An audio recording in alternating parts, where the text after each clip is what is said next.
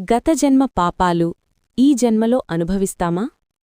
ఈ ప్రశ్న మనలో చాలామందికి ఎప్పుడో ఒకసారి వచ్చిందే.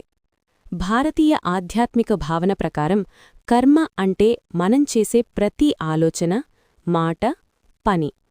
ఇవన్నీ ఒక శక్తిలా నిల్వై సరైన సమయంలో ఫలితంగా తిరిగి వస్తాయని నమ్మకం. కొన్నిసార్లు మన జీవితంలో కారణం తెలియని అడ్డంకులొస్తాయి.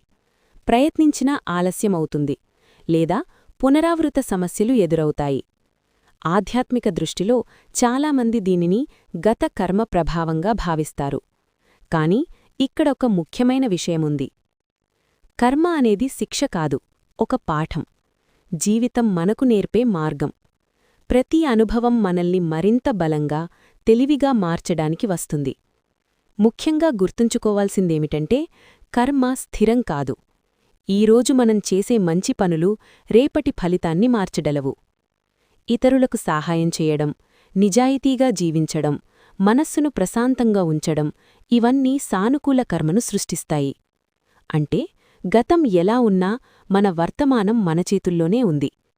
జీవితం మనకు ఇచ్చే ప్రతి అనుభవాన్ని ఒక అవకాశంగా చూసి ముందుకు సాగితే మన మార్గం ఖచ్చితంగా వెలుగుతుంది.